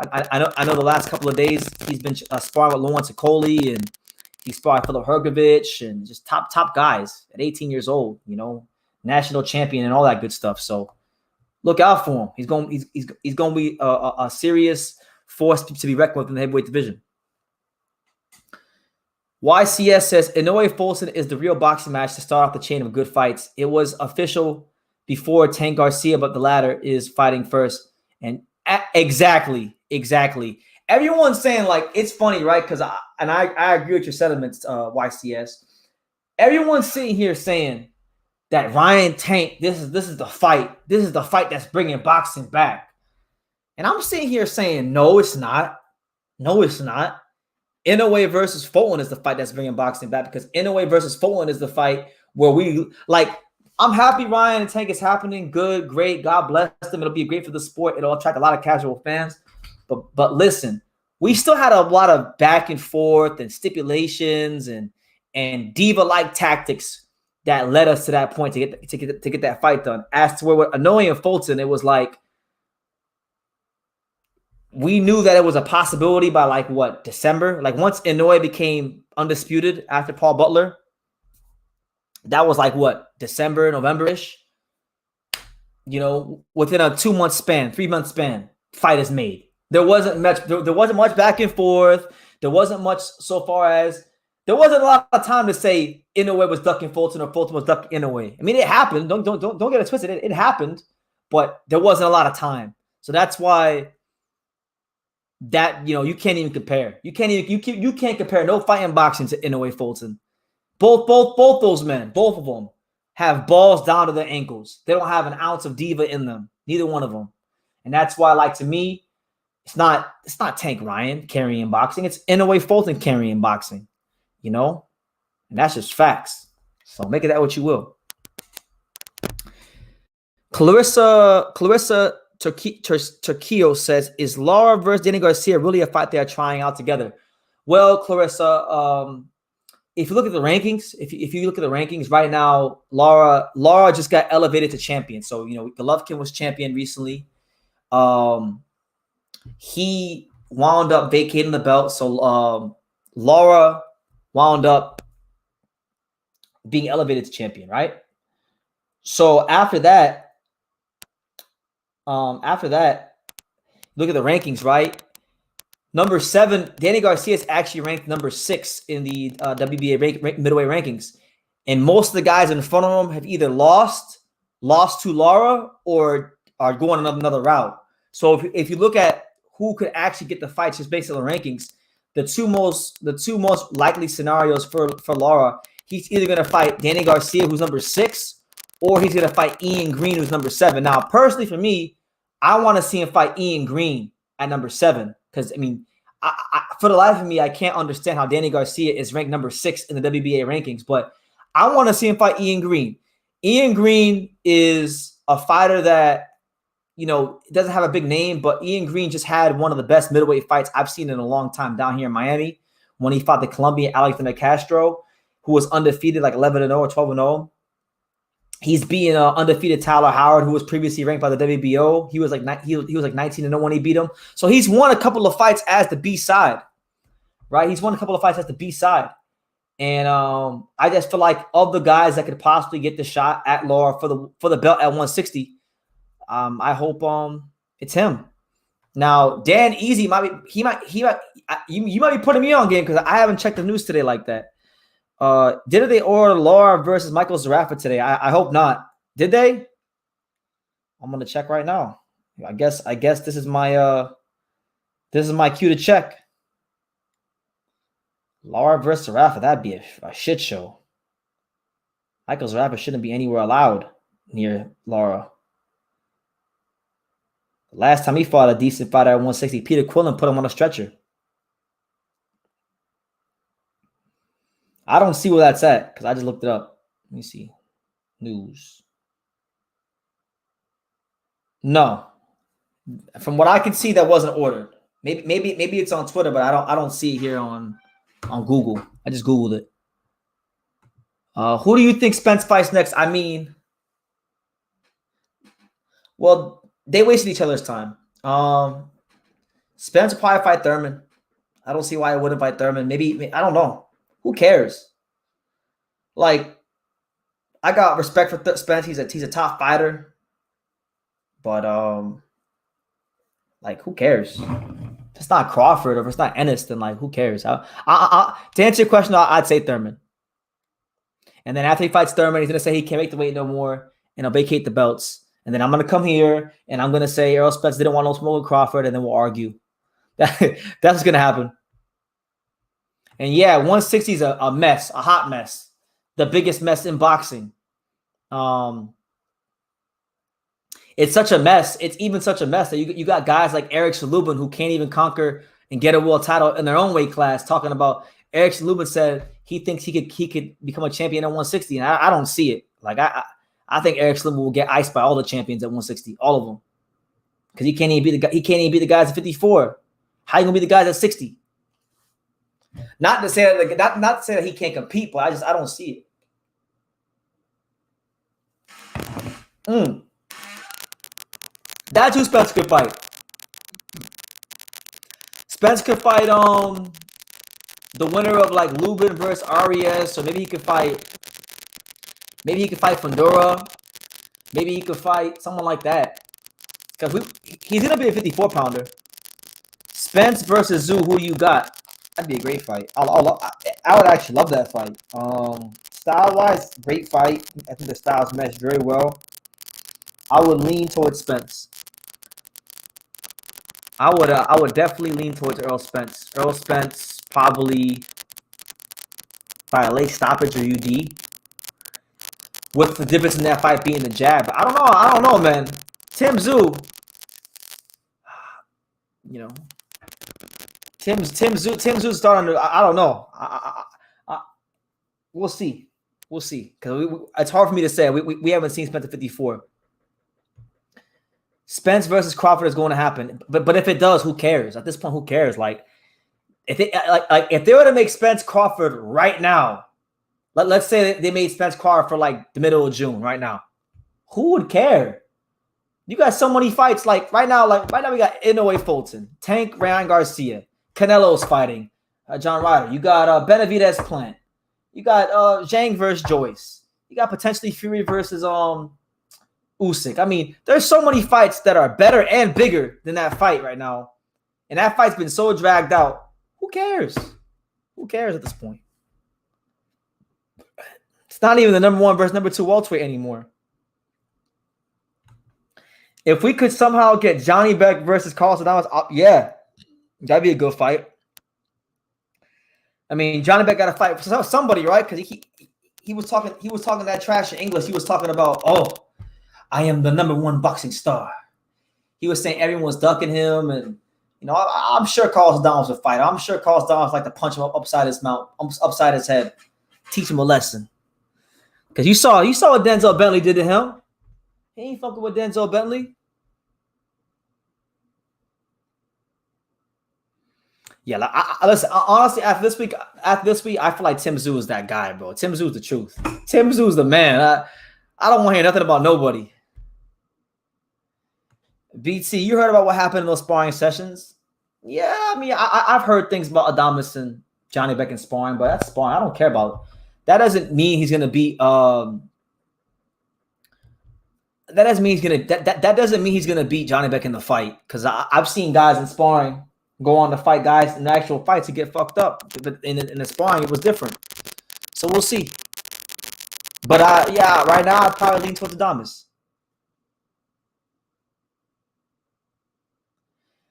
Listen, Charlo, they gotta do something with him. They gotta do something with Charlo. They gotta do something with him because he's been non-existent. Jermell.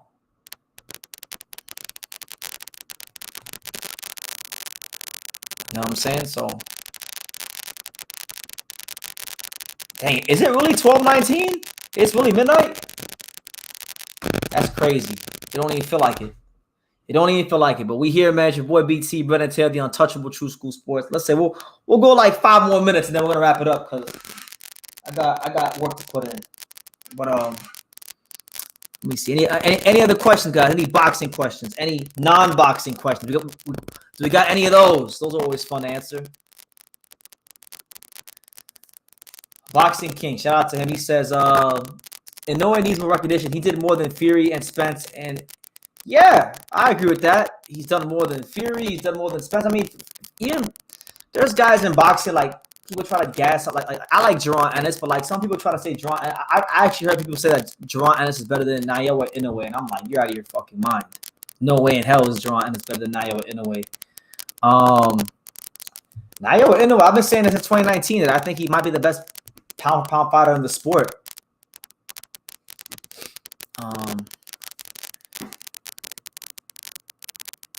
What's wrong with 160?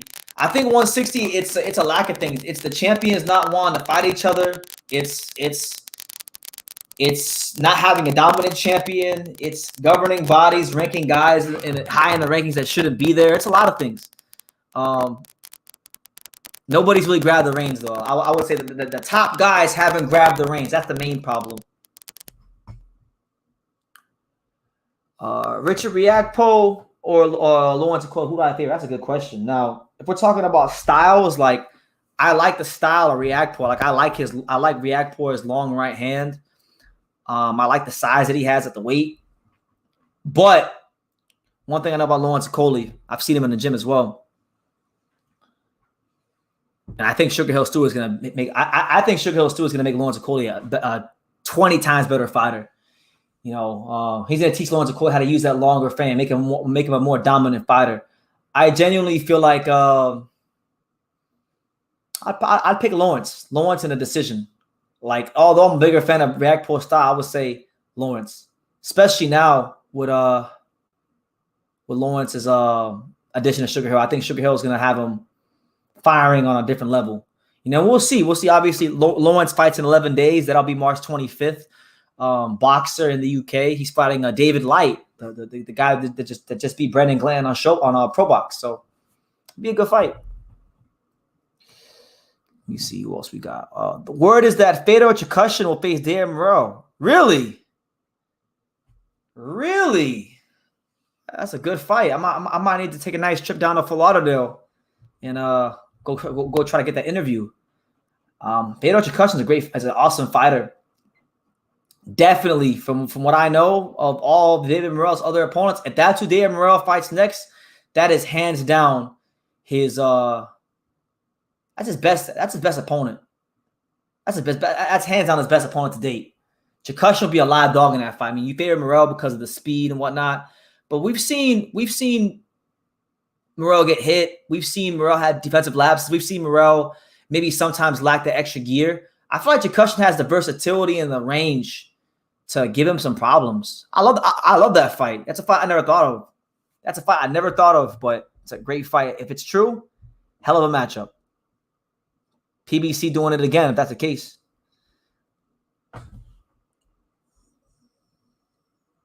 Him and who? Stop it.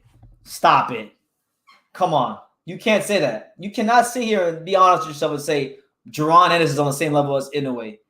And for a couple of reasons, but I'll name two of them. Number one, they have around the same amount of fights, and Naoya Inoue has a resume and accomplishments that are in a whole other galaxy compared to Jerron Ennis. That's number one. Number two, when Ennis fought a dude who moved and came to survive, he said that the dude ran around the ring and didn't come to fight. When Inoue fought a dude who came to survive and ran around the ring, he butchered him and stopped him in the 11th round. They are not the same. They're not on the same level. You're wrong.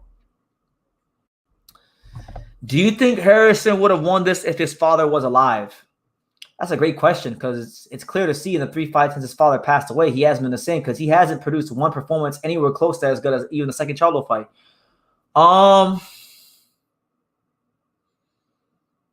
It's hard to say. It's hard to say, man. Like, I can sit here and say yes. I can say no, but like, I don't know. I don't know. I would like to think it would be a more competitive fight, but I don't know. There's no way to really measure that, quantify that. Sugar Hill. Listen, man, Sugar Hill is gonna have Lawrence Okolie. I genuinely believe firing on all cylinders. I don't think like the Lawrence Okolie we saw with Isaac Chamberlain and at European level and with Michael Cheslak. That guy. I don't foresee that guy, that ugly style, being there.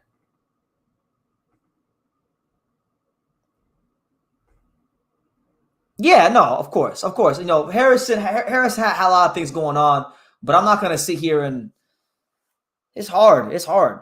That's like me saying like that's like if I go up to a basketball coach and I say, "Hey, coach, if I was about 1 foot and 2 inches taller, if I was about about 1 foot, do you think I could have played small forward or shooting guard for the Charlotte Hornets?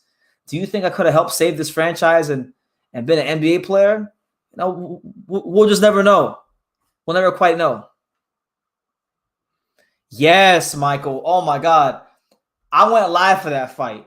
I went live for that fight. I don't know if you were here for that fight. I'm not sure if you were subscribed to me, if you were watching back then, but you can put you can go pull it up. You can go pull up my Lawrence Okoye Michael Cheslak live. Oh my God, I was so eager for that shit to end. It was boring as hell, but I expected better at Coley. Haney or Loma? Definitely Haney. I like Haney in that fight. I think Haney wins. I think Haney wins a wide points decision. It winds up being a boring ass fight, and nobody gives him more credit at all. Nobody gives him credit for beating Lomachenko because they're gonna say he's old, and they're gonna say Haney's boring, and he couldn't do that, and he won't do that to Shakur Stevenson. So that's probably one of the only big fights that's gonna happen soon that I'm not like excited about. Like I could actually care less about Haney versus Lomachenko. Just being 1000% honest.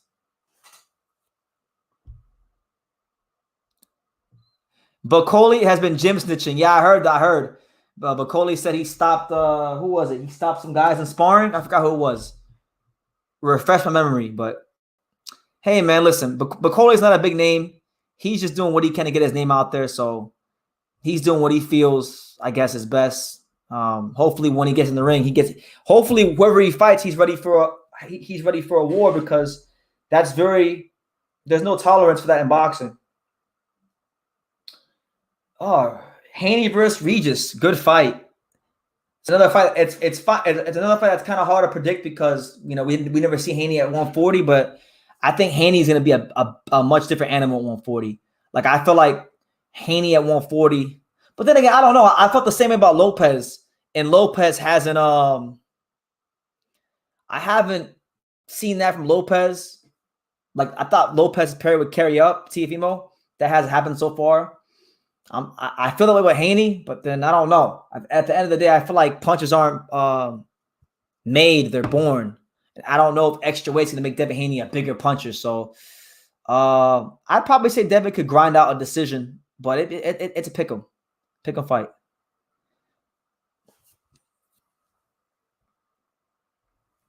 I've seen that. Yeah, now, Richard Schaefer is crazy. This guy. This is what I keep saying. This is what I keep telling fighters. I remember when Probellum started. We did a whole live about it here on True School Sports. When Probellum became a thing, I remember we came here and I said, "Is Probellum going to be Ringstar Sports 2.0?" For those of you who don't remember, Ringstar Sports was like a promotional company that Richard Schaefer had that failed. They had like Joe Joyce. They had Money Powell the fourth. They had a couple fighters, and a lot of them were inactive. Their career stagnated. Carlos Balderas, and I thought Probellum would be the same thing. Probellum's barely been a thing for like 2 years, maybe a year and a half, 2 years, and he's going off with some other company now that's from Canada, and he's doing something with them. That's crazy. I saw that today. I gotta do a video on that. Yes, bro. Oh my God. Yes. Like, I never had anything against Jared Anderson. I like Jared Anderson, but the hype is just getting ridiculous. Like, I've drawn my line in the sand when they started comparing him to Riddick Bowe, and then everyone's just saying that he would just run through all these guys at heavyweight because he looks good stopping these Serbian tennis player heavyweights. No, we ain't impressed. He need to fight someone.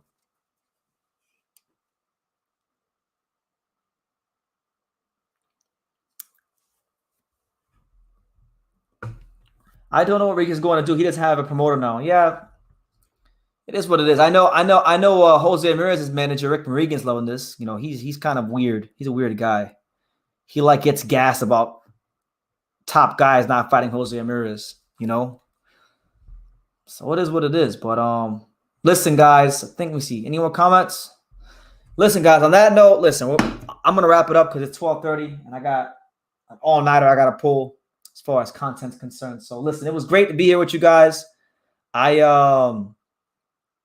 enjoyed talking to you guys. Hopefully you guys enjoyed the live. I'm not sure when I'll be live again. Maybe I'll go live Thursday for Pascal. If not live for Pascal, then we'll definitely be live Saturday for Zota versus Gabe Rosado. But listen, on that note, you guys take care, be blessed. Continue to support the channel because there's a lot of great interviews coming out. I got a couple interviews. I'm gonna edit tonight. I just dropped an interview with Michael McKinson, so go check out that 30-minute interview with Michael McKinson if you haven't seen it already. And I'm gonna be working on getting some other interviews for you guys as well. So make sure you guys keep it locked, keep supporting the untouchable True School Sports Empire. And yeah, we're gonna keep this thing going. You know, I'm going to Vegas April 4th. I'm flying to Japan April 25th. So a lot of big things in the works. But I'll see you guys in the next live. You take care. Like I say in every single one of these videos, you can love me or you can hate me, but I'm just a kid from Daniel. So until next time, take care, guys.